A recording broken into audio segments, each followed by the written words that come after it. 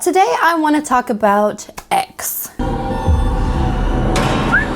sure, like a lot of you, I struggle with the idea of aging and the slow march to the grave, my youth fading away, and not necessarily for vain reasons. Being young is fun. Feeling good feels good. I'm getting older. I mean, I know I'm not old. Just making my peace with that and accepting that can sometimes be hard.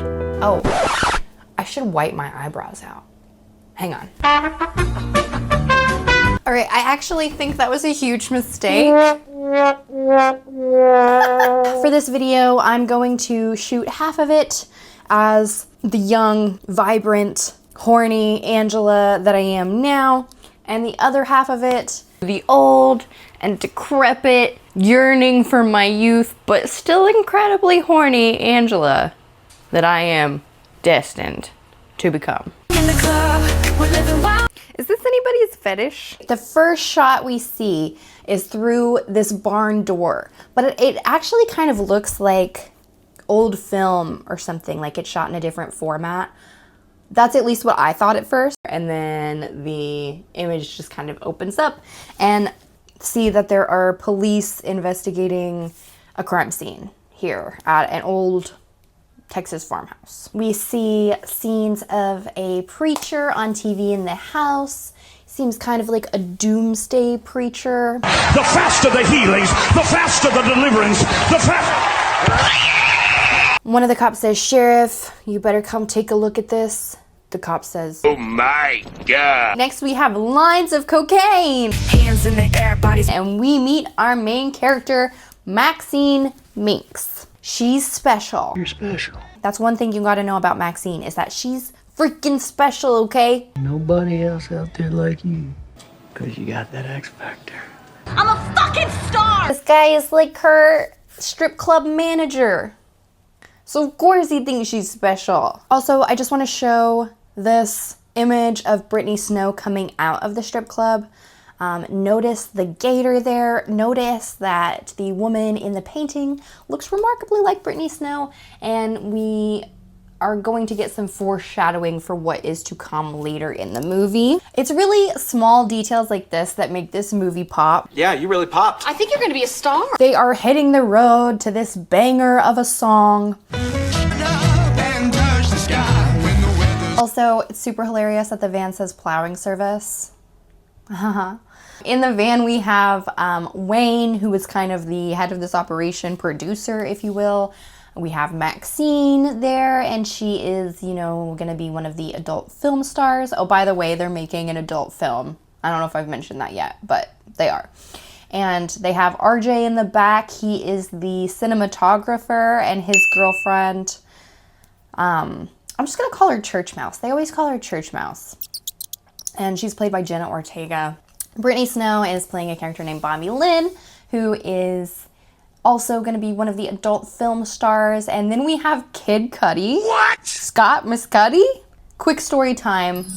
An ex of mine fell like 15 feet at a concert for Kid Cudi because he was on acid and he thought he could like run to the stage. It's on YouTube. I'm going to see if I can find the clip.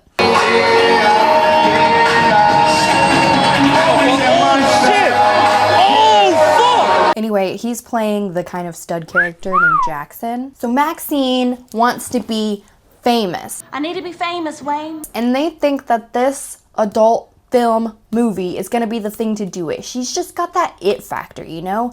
Much like Mia Goth. So I honestly believe that if Ty West had cast anybody else in this part, it may not have been as good of a movie as it is.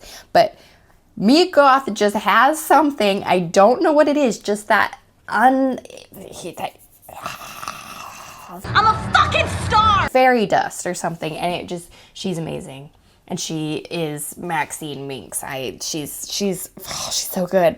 I also think she's one of the only people that can pull off not having eyebrows. One thing about JR too is that he doesn't want to just make like a normal adult film, okay? He wants to make it avant-garde. He wants to make cinema. He's gonna put that like artistic touch to it that's gonna set it apart from other adult films.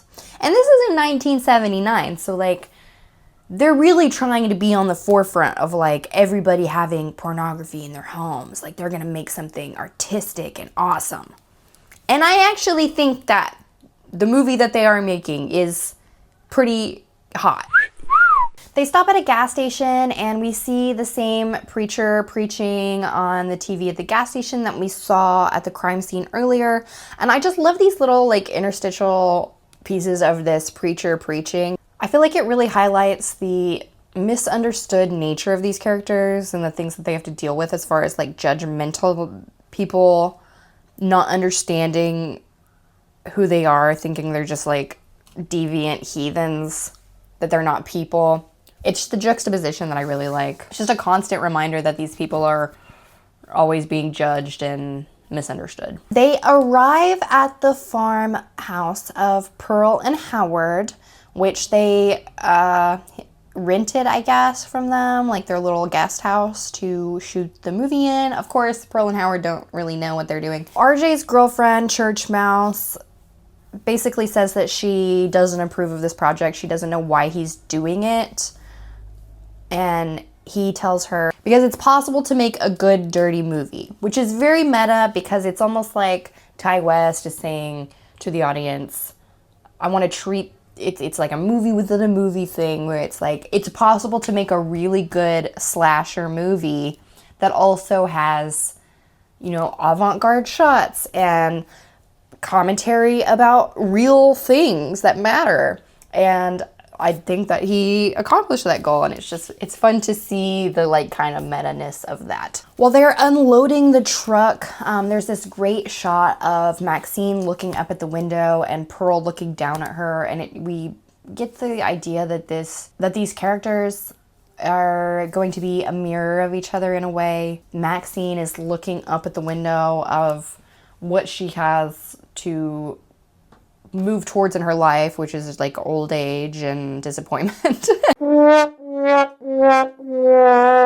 And Pearl is looking down on Maxine, who just has everything that she wants. She has youth. She's in this big green open field and her environment is beautiful, and the environment that Pearl is in is really dark and dingy and depressing. It's just a good, you know, mirror.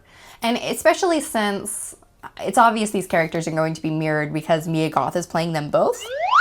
And by the way, you can't even tell that she's playing Pearl. Like, somebody had to tell me that because I didn't know. It's so good. God, Mia Goth is so good. When Howard walks them into the boarding house, he kind of takes a moment to check out Maxine, and Wayne calls him out on it. Howard says he doesn't approve of anything that they're doing. He kind of clocks them for what they're doing. He says his wife is just right inside the house and he would appreciate, you know, her not finding out about this. While they're shooting Bobby Lynn scenes, Maxine takes a walk around the property. We get this great shot of Pearl creeping up behind Maxine in front of this pond, just watching her exist and be young and beautiful and sexual. Maxine takes this opportunity to just kind of like take a dip in the water, and we have one of the best shots in the entire movie. It creates so much tension in the viewing experience, where we see the alligator closing in on Maxine, and we get it in a wide shot. We get it, you know, where Maxine is in focus and we can see it approaching, and of course it doesn't get her, but Maxine and Pearl have this little standoff with a little wave. Again, we get that mirroring of them. Maxine walks up to the house and kind of looks for her. She ends up just walking inside the house and looking around, which is kind of creepy of her to do. Of course, the inside of the house is that rundown, old, decrepit looking, and it's really like a metaphor for old age. It's a metaphor, fool! Pearl gives her some lemonade. Maxine tries to finish it very quickly and doesn't want to make much eye contact with Pearl because looking at her is uncomfortable. And again, we have that, you know, having to look aging in the face and accept it is difficult to do kind of angle. Yeah, so we have Pearl and the concept of aging itself making Maxine uncomfortable. And all of this is bouncing back and forth between these scenes between Maxine and Pearl and Bobby Lynn and Jackson having their sex scenes. Pearl takes this opportunity to show Maxine a picture of her when she was young and how she was a dancer. It's clear that she misses the power that beauty brings, also called pretty privilege. She remarks about how not everything in life turns out the way you expect. Like at one point, Pearl was this young, vibrant person full of life and full of hope for the world, and yet still somehow she ended up where she is. She says how Maxine has a special, beautiful face and kind of touches this part of her midriff, like almost longingly, but I think more so in admiration. Howard's truck soon approaches and Pearl tells Maxine to leave and that it will be their little secret. It will be our secret. What the fuck? And we then see Maxine preparing for her scene, and she has this line that she says throughout the whole movie. I will not accept a life I do not deserve. Which is a great just mantra for life in general. So you go, girl. So it's time for Maxine's scenes, and she really does have that it factor. Like, I can't explain it while they're shooting her having sex with Kid Cudi. She just, I don't know. It's just the way she looks at the camera, the way she's moaning and writhing around. She's just good. She's just got it. She's just got that X factor, you know? I could give you a ride.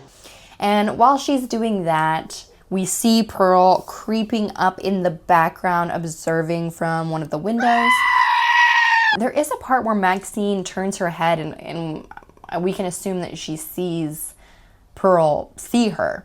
But then it cuts to a scene where Pearl is imagining herself as Maxine. She wants to be that again. It also looks like Pearl has put blue eyeshadow on all her babies in the house, and she sits brushing her hair and putting blue eye makeup on, and it's clear that she's feeling inspired by Maxine. She wants to be Maxine. And I also want to say, during Maxine's scenes, even the church mouse girl looks super into it. Later, after the barn scene where Pearl saw Maxine writhing around, she tries to seduce Howard, and he says that he can't because of his heart, and honestly, it's very heartbreaking. It's so sad. With the light fading and all of their scenes shot for the day, the gang hangs out in the living room of this spare house. Church mouse is staring at Maxine. Maxine thinks that she's staring at her judgingly because she's made these comments before about like how she doesn't approve. And actually, it comes from a place of Jenna Ortega's character admiring Maxine now that she's shot her scene. Like she sees that she's special. She's felt inspired by her performance, so to speak. Church Mouse then asks if it's weird for Wayne to see Maxine being with other men, if that makes him jealous, that kind of stuff. And it creates a conversation around judgment and morals and love for these characters that society may view as morally deviant, or that religions may view as morally deviant, but actually they're human beings and they just kind of explain their side of things. Because one day, we're gonna be too old to fuck. And life's too short, if you ask me. The fact of the truth of the matter is, we turn folks on, and that scares them. Brittany Snow starts to sing this beautiful version of Landslide by Stevie Nicks, which that song in and of itself is just about, you know, facing the reality of aging, and it's just a great song for the themes of this film. If you had told me, like, it was such a shock when they started singing that because it seems so out of place, but watching it back now, it seems so perfect. But when I saw it for the first time, I was just like, why are they playing Landslide? It took my love, and it took it down. But it makes perfect sense now, and it's just a beautiful rendition of it, and I love how it goes with the message in the movie, and the whole time they're, you know, split screening between what's happening with the actors and the porn people in the house and what's happening with Pearl, and it just, like, I don't know, it just makes me feel something really strongly, and I liked it. This song really marks the kind of like middle point of the movie where after this, things are really going to change. So the song ends and Church Mouse says that she actually wants to be in the movie now. She has grown, her appreciation for the porn industry has grown exponentially during this song. And I think she's just like realizing like life is short, I'm young. All the bullshit I've been fed my whole life about how this stuff is wrong is bullshit. And I could do whatever I want and have a great time.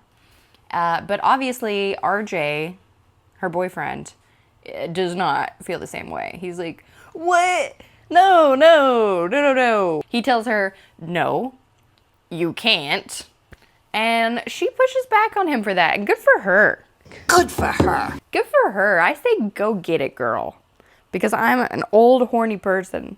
Wayne pulls RJ outside and kind of is trying to tell him to like cool it. Like if you're telling her absolutely no you can't, you're just gonna make her want to do it more. It's parent rules. And RJ, majorly puts his foot in his mouth by basically calling the girls inside whores.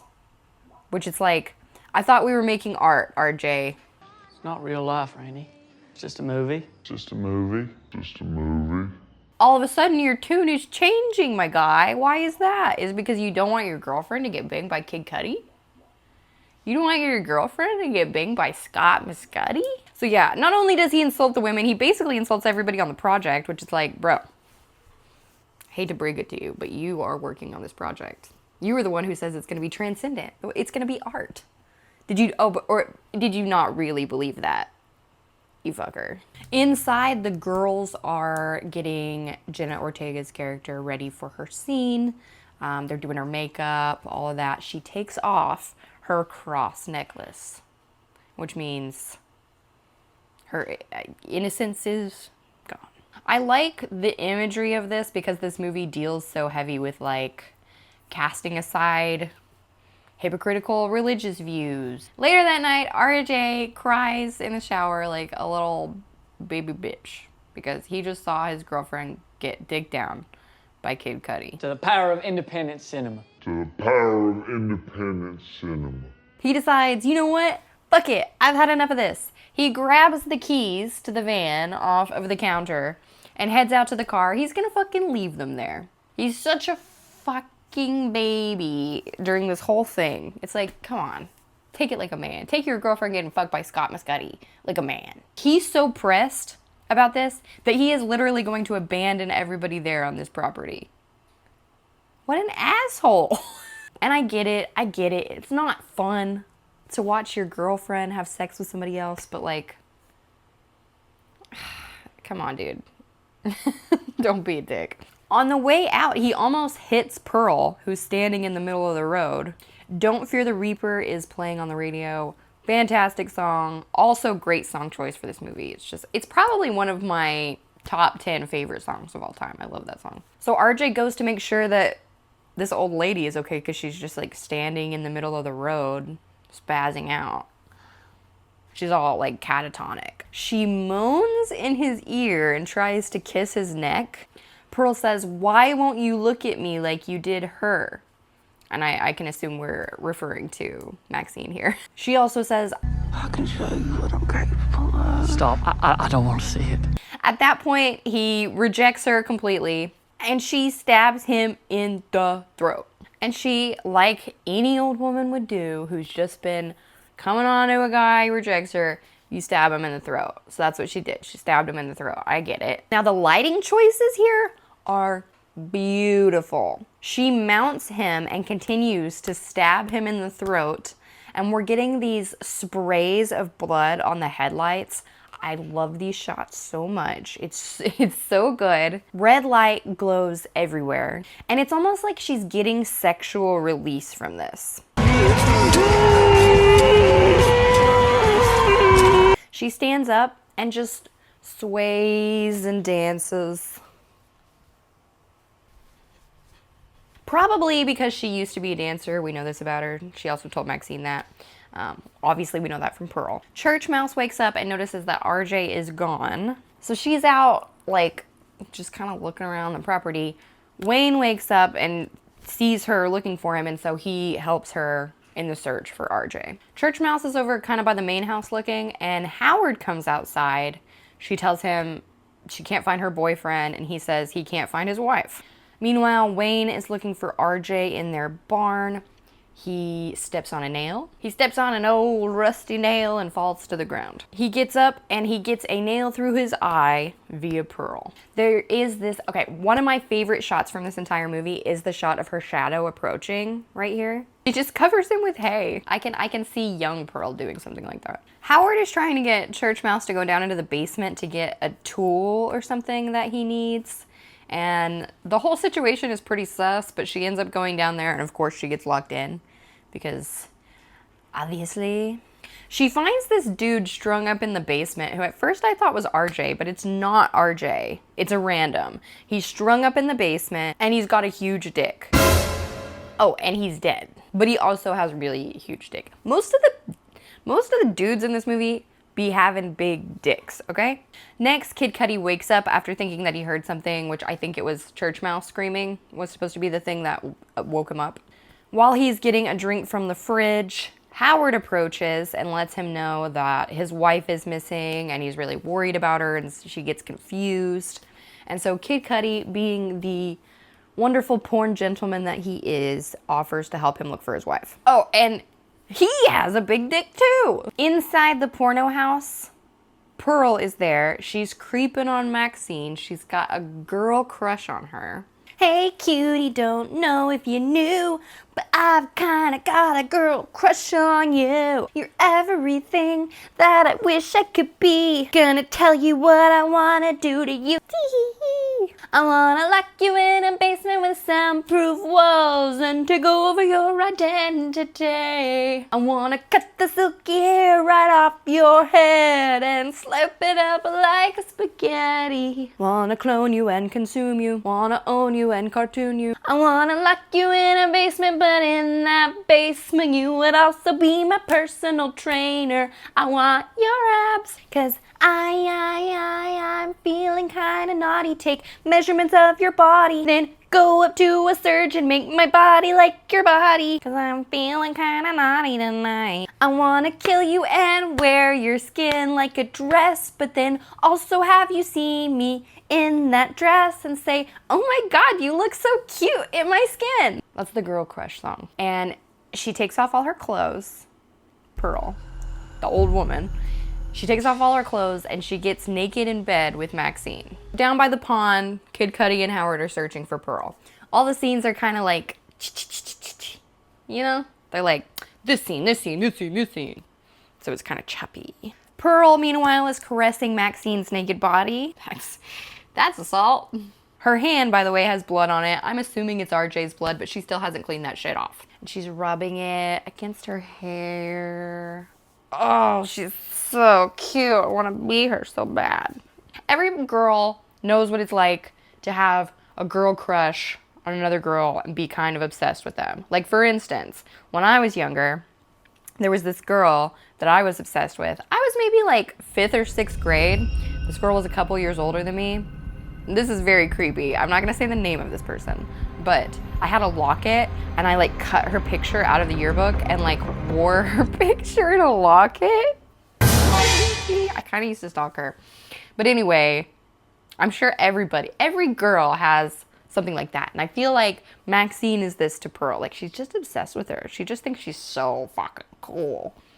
And I get it. So while they're searching, Kid Cudi finds a car that's been driven into the lake. And he's getting rightfully a little suspicious about this because, like, that implies murder, kind of. So he's heading back up and he sees that Howard's light that he was using is bobbing in the water. So he goes to make sure that, you know, Howard's an old guy, that he hasn't fallen in the water, that he hasn't had an accident, something like that. But when he gets there, it's just the light and Howard is disappeared. So Kid Cudi gets out of the water. He finds Howard there on land, just kind of standing there. And Howard says that he can't give his wife what she wants anymore. Dick. And that the last bohemian guy who came through was exactly the same, enticing his wife. Then Howard shoots Cuddy right in the chest with his fucking shotgun. And I just have to say, like, it's not these dudes' fault that your wife is horny as hell. It's just victim blaming is what it is. I mean, she's the one with the problem. Not that it's a problem, but I mean, can we just buy this woman a vibrator? I feel like she would really enjoy that. And so, with that in mind, with the car and everything in the last Bohemian guy, I'm pretty sure that's the guy who's strung up in the basement. In the basement, Church Mouse is trying to figure out how to get out. She finds an axe and she just starts chopping into the door. While she's trying to get the locks open, Howard shows up and he chops some of her fingers off. Oh. There's also more like preacher clips on the TV as all of this is happening. Maxine wakes up to find Pearl in her bed, caressing her, and freaks the fuck out. And Pearl just kind of scampers away. That causes Bobby Lynn to run in and just see, now everybody's awake. Bobby Lynn and Maxine can't find any of the dudes, so of course they start searching. So Bobby Lynn finds a naked Pearl standing on the dock outside. Because she's a kind and compassionate human being, she wraps a blanket around her. But Pearl returns that kindness with a slap in the face, saying, "Why should you get to have it all? What have you ever done but be a whore?" Okay. There is a standoff, and Bobby Lynn gets shoved into the water. The gator eats her, and Pearl just goes, Bitch. Howard comes up to Pearl and asks her if that was the one. Meaning, I guess she's been telling her husband about this girl crush that she has on Maxine. And she says, You know I don't like blondes. which is funny because of what we learn later in Pearl. More in the Pearl video to come later on. Howard and Pearl approach their house and Maxine runs and hides while they look for her. They discuss how they've got everybody else, everybody's dead. How he's got Church Mouse in the basement for her, but she doesn't want her. She wants Maxine because Maxine is special and she's a star. Pearl is sick and tired of never getting what she wants. Howard is just too tired. Even though he wants to, he can't. His heart. They start kissing and getting spicy. Maxine is revealed to be under the bed. They are fucking. Maxine escapes to the moans of "fuck me, Howard." I don't know if I've mentioned the music in this movie yet, how the music sounds like somebody moaning, and I really love that about this movie. The soundtrack just amplifies what's happening. The themes in the movie, it's just super good. Maxine gets out. She gets to the car. She sees RJ there. Poor fucking RJ. She hears Church Mouse crying from the basement, so she grabs the gun out of the glove compartment in the car and runs back into the house. The preacher is still playing on the TV in the background during all of this. So Maxine gets Church Mouse out of the basement, and for some reason she's blaming everything on Maxine. Okay, why? It's like, bitch, what did I do? I'm just really cool and hot. It's not my fault everybody wants to have sex with me, including this old lady. Like, come on. She ends up running out of the house, and as soon as she's like out of the door, she gets blown away by Howard's shotgun. So Maxine is now our final girl. She's the last one left. She's hiding in the house. And while moving Church Mouse into the house, Howard has a heart attack. So sex wasn't the thing that did it. It was moving this body in the house. I just want the record to show. Maybe the sex made it more likely to happen, but like, that's unfortunate. Maxine takes this as her chance to like rush out with the gun because Pearl's there, you know, trying to get Howard up and caught off guard because Howard is dying. Where are the keys to the truck? He's having a heart attack. I don't give a shit. Pearl takes this moment to call Maxine a deviant little whore. Deviant little whore. As if she wasn't just like super eager to fuck her or something. And she says that she'll end up just like Pearl. That they're the same. Maxine's like, fuck that noise. She's a star. I'm a fucking star! She will not accept a life she does not deserve. That statement is echoed by the preacher on TV. Maxine then tries to pull the trigger, but the gun just clicks. Pearl then grabs the shotgun and shoots, but she misses and gets blown way back in the process because she weighs like 80 pounds. Maxine is fine and she saunters outside where Pearl is all fucked up. She like fucked her hip up. She's asking for help. Maxine does the shh thing and gets in the truck. Pearl screams at Maxine about how she's not special and it'll all be taken from her, just like it was for Pearl. Maxine puts that thing in reverse and backs over her freaking head. Repeating the line that Pearl said earlier that this would be their little secret. She does a line. We get a shot of the preacher on TV showing the audience his daughter, and it's Maxine. There she is. He talks about how she was lured into a life of sin. Now we're back to where we were at the beginning, where the cops are purveying the scene. They find the video camera and they wonder what's on it. Let's see one goddamn fucked up horror picture. Boom, credits. I think the reason this movie is so special is because it has all the makings of a good slasher movie, but it also brings up so many uncomfy feelings about the process of aging and losing your dreams and fading away. I know personally that's something I struggle with a lot, the idea of losing youth and vitality and the slow march to the grave. I do think I am learning to deal with that a little bit better. Like, I'm not scared of like getting lines on my face, of like gravity affecting my face, getting wrinkles, any of that stuff. Because about 6 years ago, my nephew, who is 20 years old, he passed away from leukemia. And he really was more like a little brother to me because he grew up in the house with me and my parents.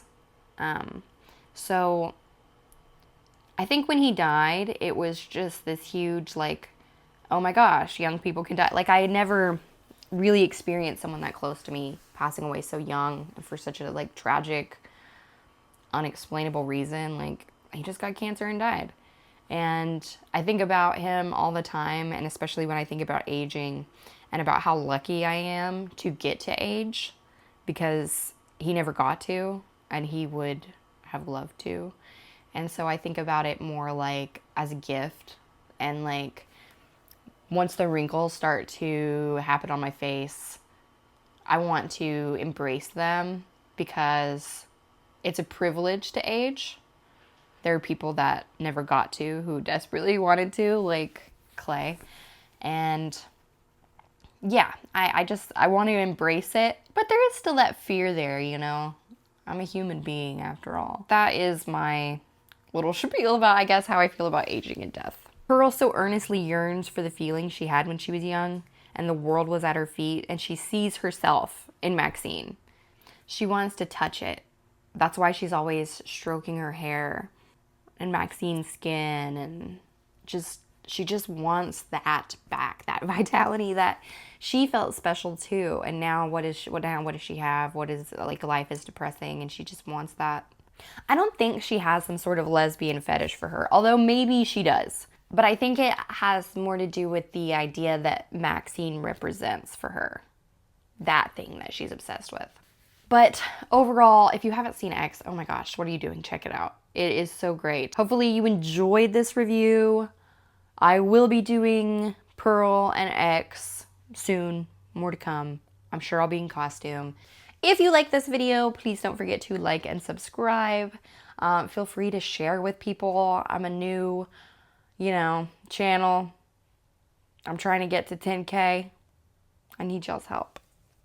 I need your help. I'm special, okay?